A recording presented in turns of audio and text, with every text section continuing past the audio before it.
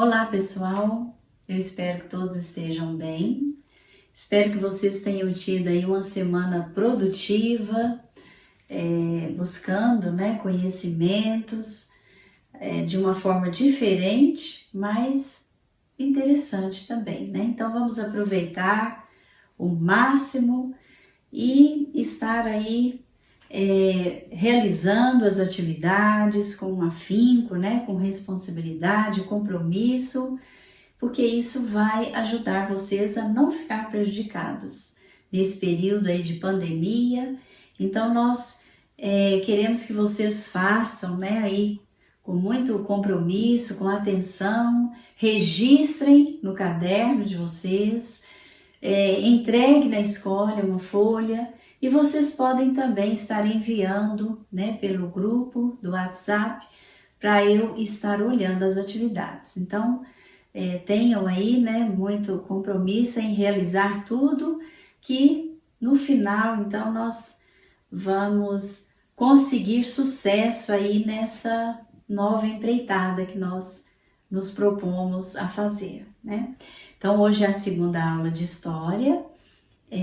Nós vamos primeiramente estar comentando com vocês aí rapidamente da aula anterior, e se ainda tem alguma atividade que vocês às vezes ficaram em dúvida, alguma coisa, nós podemos estar nesse momento esclarecendo algum ponto e vocês terminarem essa atividade. E logo após nós passaremos então para a nossa segunda aula. Então, eu quero que vocês sejam em mãos aí com a apostila, na parte de História, na página 52, página 51, começa lá a semana 1, tem alguns pontos importantes, objetivos a atingir.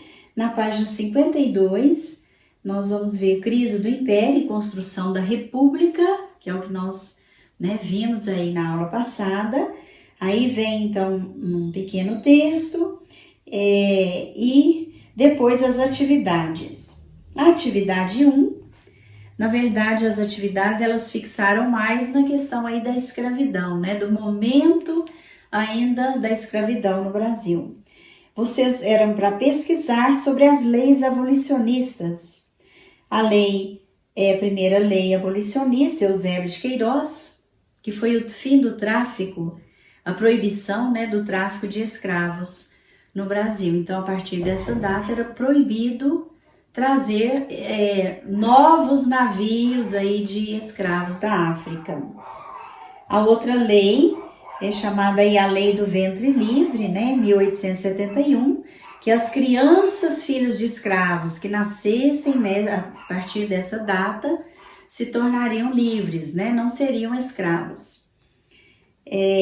A lei do sexagenário, 1885, os escravos acima de 60 anos seriam então libertos, ganharia a sua alforria.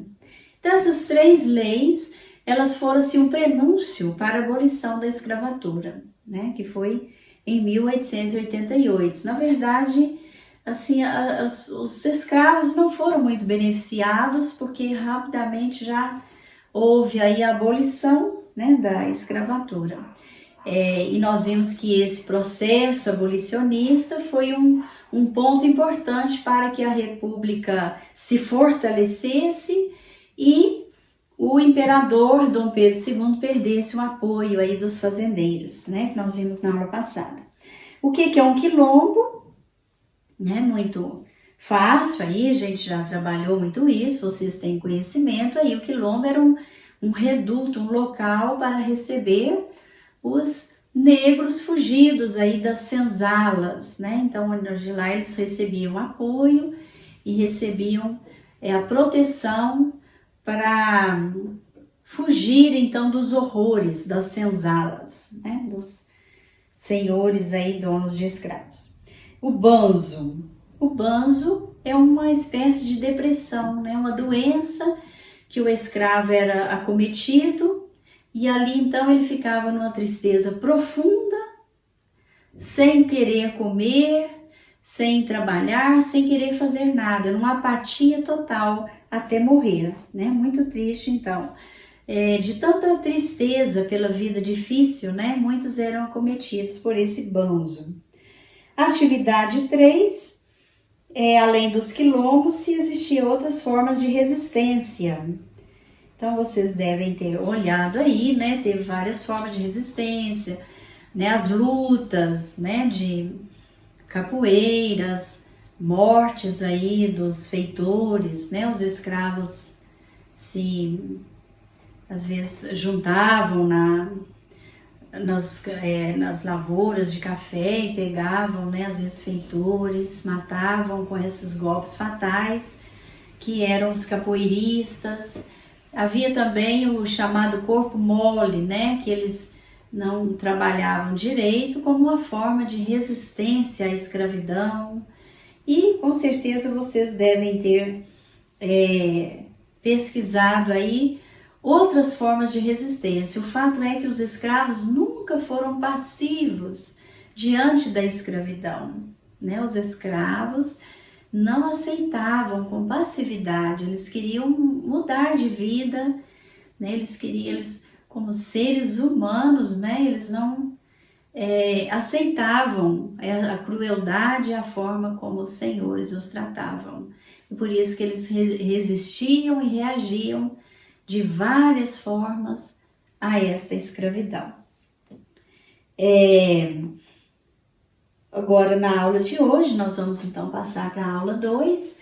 Então, nós estamos começando a ver aí o processo da República, né?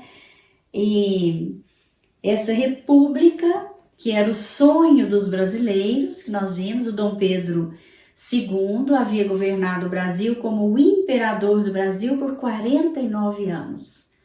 Então ele já estava velho e com ideias desgastadas, né? E um novo tempo estava por vir aí, que era o sonho republicano.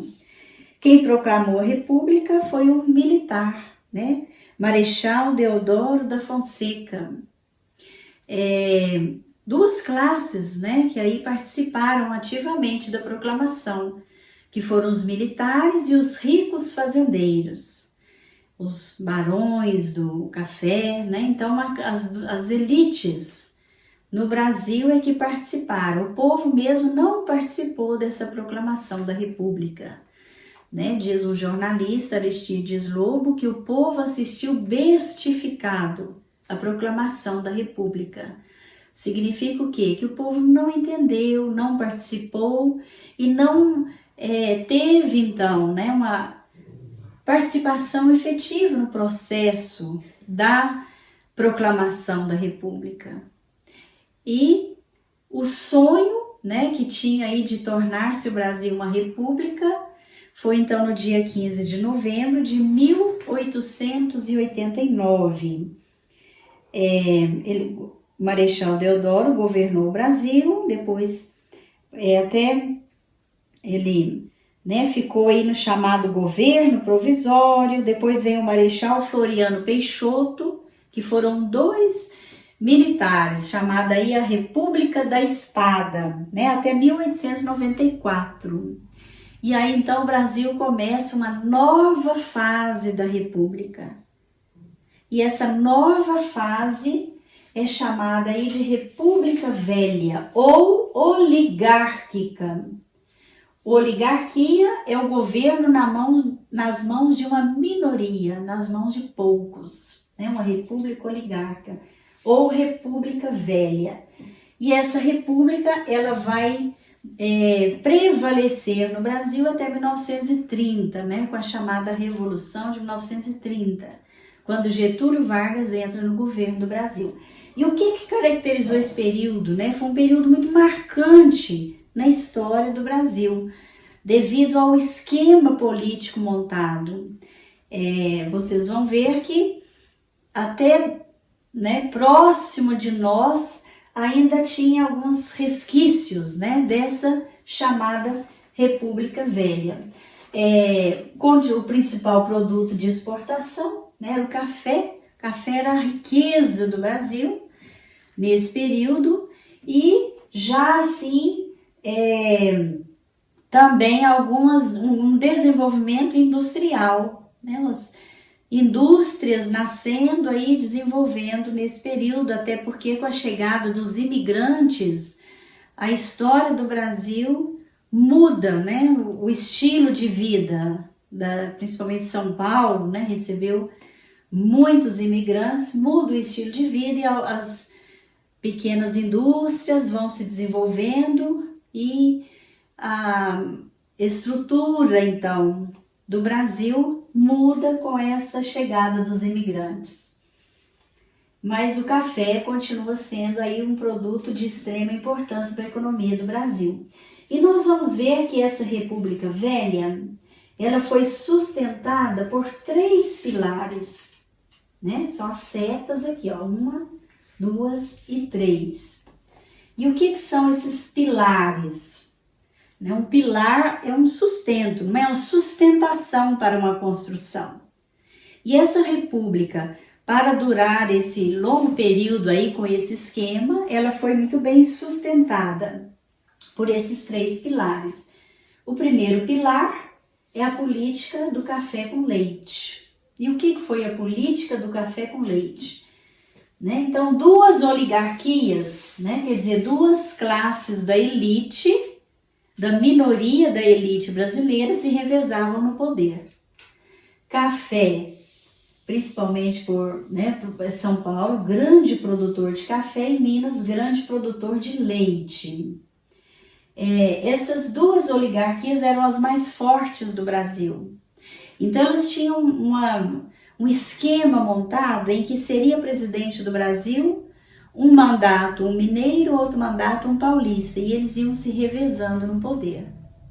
E eles montaram um esquema tão bem feito que ele funcionava muito bem dessa forma, né? Isso chamou então o primeiro pilar, a república, ou a política, café com leite. Aí depois nós vamos ver política dos governadores, o outro pilar, aí já foi iniciada no governo do Campos Salles. Aqui a gente tem o primeiro presidente que iniciou essa política da República Velha, foi o Prudente de Moraes, Minas e São Paulo no poder. E quem foi a política dos governadores? Resumidamente, era uma troca de favores. Entre quem? Entre governadores e presidente da República. Então, o esquema da política dos governadores era dessa seguinte forma, O presidente trocava favores com o governador e o governador, por sua vez, tinha que eleger aquele presidente no seu estado, Então, e o presidente, então, eram verbas que ele concedia para o estado onde ele teve a maior quantidade de votos, cargos políticos para parentes, filhos, de governadores, pessoas a quem ele queria proteger, uma série de benefícios que os governadores tinham por entrar nesse esquema do presidente. Então, tinham outros candidatos, mas esse mandato, é um paulista que vai ganhar a eleição. Então, o esquema era montado e aquele paulista, então, ganhava. O outro é um mineiro agora, é o de Minas. Então, esse esquema era tão bem montado que o mineiro ganhava as eleições para presidente. E o governador, para conseguir também um apoio maior, ele tinha que recorrer aos municípios, Ao prefeito, e uma figura de extrema importância no município eram os coronéis. E os coronéis que tinham, então, a ligação direta com o povo. Daí a importância dos coronéis. Por quê? Porque o governador não tinha contato direto com o eleitor, O prefeito, ele tinha um contato maior com os coronéis. E os coronéis que tinham um contato maior. Então, quem eram os coronéis? Eles eram ricos fazendeiros, donos de imensas quantidades de terra, Eram pessoas... Eles tinham um apelido de coronel devido à força que ele tinha, Eles recebiam, então, esse nome de coronel. E os coronéis eram pessoas extremamente influentes no seu município. e eles tinham então esse contato com a população de um modo geral, os trabalhadores das fazendas. Era uma figura de certa forma simpática ao povo, né, desde que não contestasse, né, o seu poder, né, não contrariassem as suas ordens. Ele era simpático então aos seus empregados, dava até presentes para os empregados, batizava muitos filhos, né, dos empregados, seus afilhados. Então era eleitores fiéis a esses coronéis, daí a importância deles. Então esse esquema é da política dos governadores. E o outro esquema, então, que já vem aí do poder dos coronéis, o coronelismo. O que foi o coronelismo? Então foi a influência então do coronel no seu município. Ele é que era o responsável para fazer então no seu município aquele candidato vencer as eleições. Então ele mandava em todos na cidade, ele mandava no padre, ele mandava, né, muitas vezes no prefeito, ele mandava nas autoridades da cidade. E uma coisa que era também a favor deles, que o voto era aberto e era forçado então, né? O voto, ele não era secreto. Então ninguém ousava votar contra o poder, a ordem de um coronel, porque quando eles queriam ser vingativos e implacáveis, eles eram também. Então daí a força de um coronel no seu município, né? E ele criou com isso, né, o chamado voto de cabresto, com esse período do coronelismo, o voto de cabresto. A gente lembra que cabresto a gente coloca em animal. Então os eleitores eram como, né, animais que não tinham o direito de escolher o seu candidato, porque o coronel já definia quem eles iriam votar, em quem, e aí eles tinham que seguir à risca. Por quê? Até porque tinha gente lá olhando, né? E com isso ele criou então o voto de cabresto, o voto era aberto, e o chamado clientelismo. Como que o coronel mantinha esse clientelismo, que é a fidelidade dos eleitores? Então ele tinha certas artimanhas para trazer esses eleitores sempre fiéis a ele, né?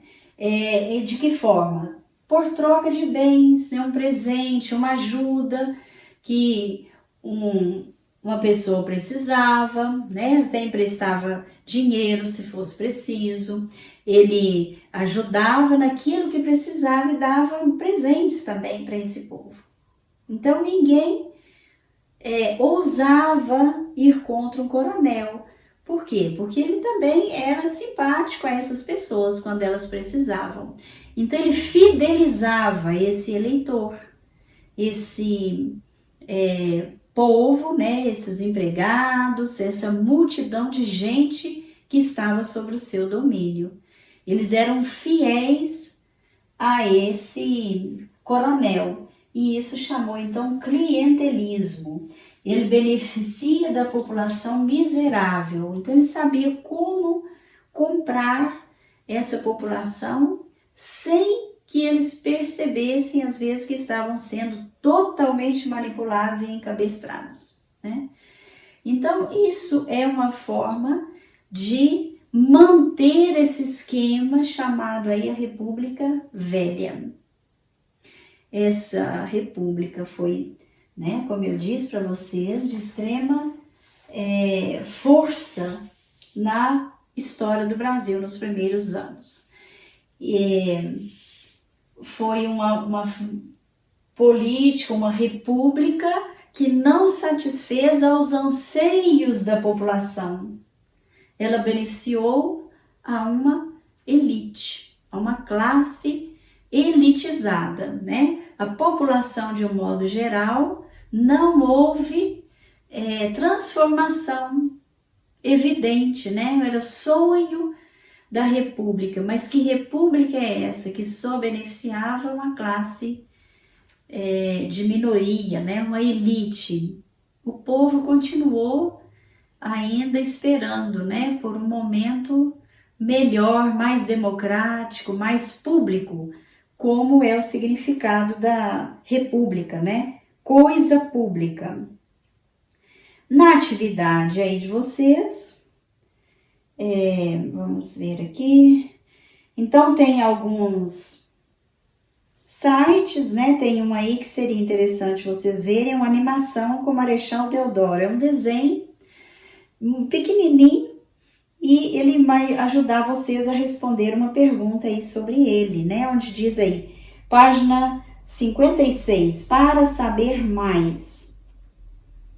E depois tem alguns links aí que vocês podem acessar que explica cada pilar desse aqui. Coronelismo, voto de cabresto, política dos governadores, café com leite.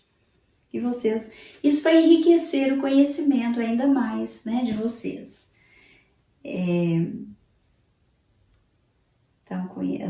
Então vocês assistam, por favor, né, essa animação do Marechal. E na outra página 57, vocês vão responder aí outras atividades 1. República é uma expressão abrangente e amplamente utilizada. O que vem a ser república? Então até comentei já aqui, né? República. E na opinião de vocês, né? Independente de uma definição certa ou não, o que vocês entendem por república? E aí tem um link para vocês abrirem também. Compare o que você acabou de descobrir. Nesse vai explicar aí o que é república, é um texto pequeno. Eu até enviei na atividade também de vocês para essa semana, atividade complementar, esse texto aí da república. Vai ajudar vocês a responder essa letra B.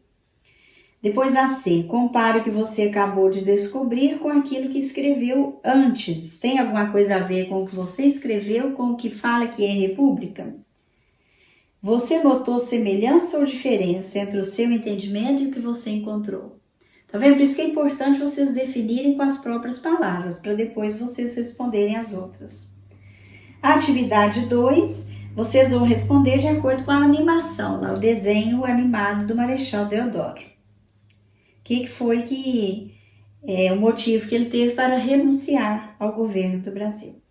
E a atividade 3, essa eu vou deixar vocês assistirem, né? A atividade 2, não vou responder aqui não, porque ela é fácil de entender lá. A atividade 3, participação política, é uma expressão abrangente, né? Durante a Primeira República, a participação política dos brasileiros nas eleições era reduzida. A Constituição de 1891 deixava muita gente de fora. Então, 6% da população podia exercer o direito de voto, só 6%, que era a elite, né? Tinha que ter uma renda mensal, uma renda anual comprovada. Letra A, o que para você vem a ser participação política? Então, são questões abertas, reflexivas. Escreva em seu caderno a sua opinião. E B, o atual sistema político brasileiro permite ao povo a oportunidade de escolher seus representantes? Nós podemos escolher os nossos representantes? Você acredita que sempre foi assim na história do Brasil? Essa República Velha já vai ajudar um pouquinho a entender. Sempre o povo escolhia os seus representantes como eles queriam, né? E a C, depois de ler a Constituição, aí porque tem um link aí para vocês abrirem, né? Registre em seu caderno quem eram os brasileiros que tinham direito a votar e quem não podia votar. Lá na fala, né? Quem podia votar, quem não podia votar. Vocês vão achar aí onde fala aí da Constituição, né? O documento aí que vocês vão abrir. Da Constituição de 1891.